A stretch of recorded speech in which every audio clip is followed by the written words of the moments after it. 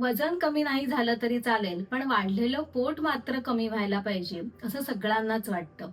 पण ही वाढलेली चरबी असण्यामागचं कारण मात्र प्रत्येकाचं वेगवेगळं असतं आणि ही कारण तुमच्या पोटामध्येच लपलेलं आहे. म्हणजेच काय तर तुमच्या पोटाच्या आकारावरून तुमची चरबी का वाढतेय, तुमचा पोटाचा घेर का वाढत चाललाय, हे तुम्हाला समजू शकतं आणि हेच आपण आजच्या व्हिडिओमध्ये जाणून घेणार आहोत. पण त्यासाठी आजचा व्हिडिओ शेवटपर्यंत नक्की बघा. नमस्कार, मी डॉक्टर स्वप्ना तुमचं सगळ्यांचं स्वागत करते आपल्या YouTube channel healthy living with doctor स्वप्नामध्ये. जर तुम्हाला आहार, आरोग्य, आयुर्वेद या विषयासंदर्भातले माहितीपूर्ण व्हिडिओ बघायला आवडत असतील तर चॅनलला आजच सबस्क्राईब करा. बेल आयकॉन दाबा म्हणजे मी व्हिडिओ अपलोड केला की त्याचं नोटिफिकेशन तुम्हाला हे मिळत राहील. कशासाठी? पोटासाठी असं आपण नेहमीच म्हणत असतो. आपला जो काही सगळा खटाटोप चालला आहे तो पोटासाठीच चाललेला आहे. पण वजन कमी झालं नाही तरी चालतं, पण पोट मात्र कमी व्हायला पाहिजे असं सगळ्यांनाच वाटतं. वाढलेलं वजन आपल्याला जितकं त्रास देत नाही तितकं त्रासदायक आपल्याला वाढलेलं पोट वाटतं. पण फक्त दिसण्यासाठी नाही तर आरोग्याच्या दृष्टीने देखील हे वाढलेल्या पोटाची चरबी ही आपल्यासाठी त्रासदायक आहे. Fatty liver, blood pressure, diabetes यासारख्या असंख्य आजारांचं कारण त्याच्यामध्ये लपलेलं आहे आणि म्हणूनच ही चरबी कमी करणं हे आपल्यासाठी गरजेचं आहे. पण यामागची कारणं मात्र प्रत्येकाची ही वेगवेगळी आहेत आणि ही कारणं शोधणं हेच गरजेचं आहे. पुरुषांमध्ये 40 इंचापेक्षा जास्त आणि स्त्रियांमध्ये 35 इंचापेक्षा जास्त जर पोटाचा घेर असेल तर हेल्थ रिस्क ही जास्त असते. म्हणजेच अशा लोकांमध्ये diabetes, blood pressure, fatty liver यासारख्या आजार होण्याचं प्रमाण हे त्यांच्यामध्ये जास्त असते. पण हे चरबी कमी करण्यासाठी आपण अनेक प्रयत्न करतो, कमी खाणं सुरू करतो, व्यायाम सुरू करतो, पण ही कमी होताना मात्र आपल्याला दिसत नाही. यासाठी त्यामागचं कारण शोधणं हे गरजेचं आहे. म्हणूनच आपण बघूया की पोटाच्या आकारावरून आपल्याला ही कारणं कशी समजून येतात. सगळ्यात पहिल्यांदी आहे ती म्हणजे ब्लॉटेड बेली. चरबी वाढण्यामागे जवळजवळ 60 ते 70% लोकांमध्ये त्याचं कारण हे डायजेस्टिव्ह इश्यूज असतं, म्हणजे पचनाच्या तक्रारी.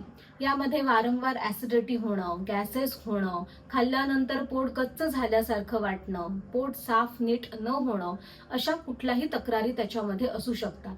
आपल्याला असं वाटतं की कमी खाल्लं तर आपल्याला आपलं वजन हे कमी होईल. पण कमी जरी खाल्लं तरी आपण जे काही खात आहोत त्याचं पचन, त्याचं डायजेशन व्यवस्थित होणं हे गरजेचं आहे. आपण जे काही खात आहोत त्याचं जर डायजेशन व्यवस्थित झालं नाही तर त्याचं रूपांतर हे चरबीमध्ये होतं आणि परिणामी आपलं वजन वाढायला लागतं, आपली चरबी ही साठायला लागते. म्हणूनच अशा लोकांमध्ये आपण जर बघितलं तर त्यांच्यामध्ये दिवसापासून रात्रीपर्यंत जर पोटाचा आकार आपण बघत गेला तर दिवसापेक्षा म्हणजे सकाळी उठल्यापेक्षा रात्रीपर्यंत पोटाचा आकार हा वाढलेला दिसतो. त्याबरोबरच ज्या वेळेला त्यांना तक्रारी ह्या जास्त असतात त्यावेळेला पोटाचा आकार हा तुलनेने थोडासा जास्त असतो किंवा खाण्याच्या वेळेनुसार हा आकार हा बदलतो. म्हणजे तुम्ही खाल्ल्यानंतर हा पोटाचा आकार थोडासा वाढलेला दिसून येतो, काही काळानंतर तो कमी होतो, परत खाल्ल्यानंतर तो थोडासा वाढलेला दिसतो. म्हणजे जे कमी जास्त होणारं जे पोट आहे आणि बरोबर असणाऱ्या ह्या पचनाच्या तक्रारी आहेत हे त्याच्या मागचं हे मूळ कारण असतं. अशा वेळेला फक्त कमी खाणं आणि व्यायाम हे फक्त महत्वाचं नाहीये, तर त्याच्या बरोबरीनेच तुमचं जो मूळ पचनाचं कारण आहे ते शोधून त्याची ट्रीटमेंट करणं हे गरजेचं आहे. ते एकदा तुम्ही त्याची ट्रीटमेंट चालू केली तर आपसुकच तुमचा पोटाचा घेर कमी होताना दिसेल, तुमची वजन कमी होताना तुम्हाला दिसून येईल. दुसरं आहे ते म्हणजे बिअर बेली किंवा ज्याला स्पॉट बेली असं देखील म्हणतात. नावाप्रमाणे असे गोल गरगरीत पोट आपल्याला दिसून येतं. जर पोटाला हात लावला तर हे सॉफ्ट किंवा चरबीप्रमाणे हे आपल्याला मऊ लागत नाही, तर तुलनेने थोडंसं आपल्याला हे पोट हे कडक लागतं. तर यांच्यामध्ये अल्कोहोल कन्झम्पशनची हिस्ट्री आपल्याला दिसते. म्हणजेच ज्यांच्यामध्ये अल्कोहोल कन्झम्पशन, दारू पिण्याचं प्रमाण हे जास्त आहे त्यांच्यामध्ये ही चरबी साठायला सुरुवात होते. अशा वेळेला चरबी साठण्याचं प्रमाण हे वाढायला लागतं आणि ते जास्त करून पोटाच्या मध्यभागी साठायला लागते आणि मोठं गरगरीत गोल पोट हळूहळू दिसायला लागतं. अशा वेळेला तुमच्या जीवनशैलीमध्ये बदलाबरोबरच, आहारातल्या बदलाबरोबरच तुमचं अल्कोहोल कन्झम्पशन आहे ते कमी करणं हे गरजेचं आहे. पुढचं आहे ते म्हणजे मोमेंटम. डिलिव्हरी झाल्यानंतर सगळ्याच स्त्रियांमध्ये पोट हे दिसायला लागतं आणि हे अगदीच नैसर्गिक आहे. पण काही जणांमध्ये मात्र हे पोट तसंच राहतं आणि ते मोठं दिसायला लागतं. जर तुम्ही बघितलं तर ते हे पोट एखाद्या जेलीप्रमाणे असतं, म्हणजे ते सॉफ्ट लागतं, कडक लागत नाही. पोटाला कुठलाही सपोर्ट नसेल, बेल्ट नसेल, अशा वेळेला जर तुम्ही पोट एकदा आरशामध्ये बघितलं तर ते एखाद्या पाऊच प्रमाणे खाली ओघळलेलं दिसतं. याचं कारण आहे ते म्हणजे स्नायूंची झालेली शिथिलता. अशा वेळेला तुम्हाला बाकीच्या बदलांबरोबरच तुमचे त्यासाठीचे म्हणजे स्नायूंची शिथिलता कमी होण्यासाठीचे जे व्यायाम असतात, मसल स्ट्रेंथनिंग एक्सरसाइजेस आहेत, ते तुम्हाला करणं गरजेचं आहे. आणि ते केल्यानंतरच तुमच्या पोटाला एक दृढता येते, म्हणजे तुमचं पोटाची शिथिलता आहे ती कमी येतं आणि पोट मोठं दिसायचं कमी होतं. त्यानंतरचं आहे ते म्हणजे स्ट्रेस बेली. ताण तर आपल्या सगळ्यांनाच आहे, पण जेव्हा हा ताण जास्त व्हायला लागतो, आपली झोप कमी पडायला लागते, त्यावेळेला शरीरामध्ये कॉर्टिसॉल नावाचं हार्मोन आहे ते वाढायला लागतं आणि हे कॉर्टिसॉल शरीरामध्ये चरबी साठवायला सुरू करतं.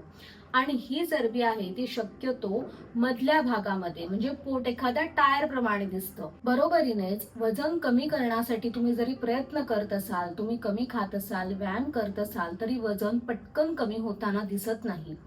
शरीरामध्ये सतत थकवा असतो, बरोबरीनेच क्रेविंग्स असतात, म्हणजेच काय तर सतत काही ना काही काहीतरी खात राहावंसं वाटायला लागतं आणि त्यामुळे निर्माण होते ती म्हणजे स्ट्रेस बेली.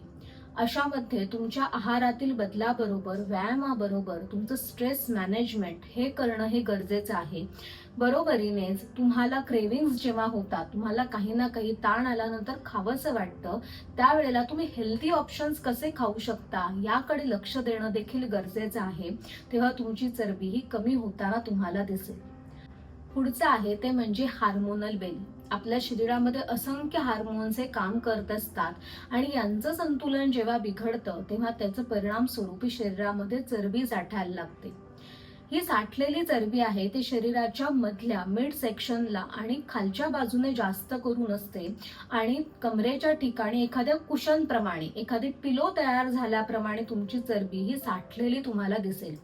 बरोबरीनेच तुम्हाला काही ना काही हार्मोनल इम्बॅलन्स रिलेटेड आजार हा असू शकतो, जसं की थायरॉइड आहे, PCOS आहे किंवा तुमचा मेनोपॉज म्हणजे तुमची रजोनिवृत्तीचा पिरियड आहे, म्हणजे ज्याच्यामध्ये हार्मोनचं संतुलन तुम्हाला बिघडलेलं आहे असा तुमचा जो काळ आहे, त्यावेळेला ही चरबी ही जास्त साठताना तुम्हाला दिसते. अशा वेळेला तुम्ही फक्त जेवण कमी केलं, तुमचं वजन कमी होताना दिसत नाही, तर अशा वेळेला तुमच्या हार्मोन्सची चिकित्सा करणं, बॅलन्स कसं होईल याकडे लक्ष देणं हे गरजेचं असतं. तेव्हाच तुमचं वजन कमी होतं आणि साठलेली चरबी देखील कमी होते. थोडक्यातच काय तुम्हाला लक्षात आलेलं असेल की आपल्या वेगवेगळ्या कारणांवरून चरबी ही वेगवेगळ्या ठिकाणी साठत असते आणि त्यानुसार लक्षणं देखील आपल्या शरीरामध्ये दिसत असतात.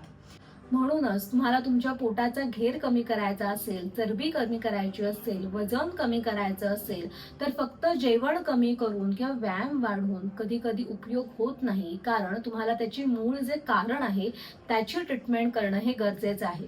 तुम्हाला त्याचं मूळ कारण समजलं आणि त्यावर तुम्ही काम करायला सुरुवात केलीत की तुमचं वजन हे आपसुकच कमी होईल, तुमची पोटाची चरबी आहे ती हळूहळू कमी होताना तुम्हाला दिसेल. तुम्हाला जर आजची माहिती आवडली असेल किंवा गरजेची वाटली असेल तर तुमच्या नातेवाईकांना, मित्रमैत्रिणींना ही नक्की पाठवा. असेच अनेक माहितीपूर्ण व्हिडिओ बघण्यासाठी चॅनलला आजच सबस्क्राईब करा, बेल आयकॉन दाबा, म्हणजे मी व्हिडिओ अपलोड केला की त्याचं नोटिफिकेशन तुम्हालाही मिळत राहील. आणि तोपर्यंत हेल्दी राहा आणि हॅप्पी राहा. नमस्कार.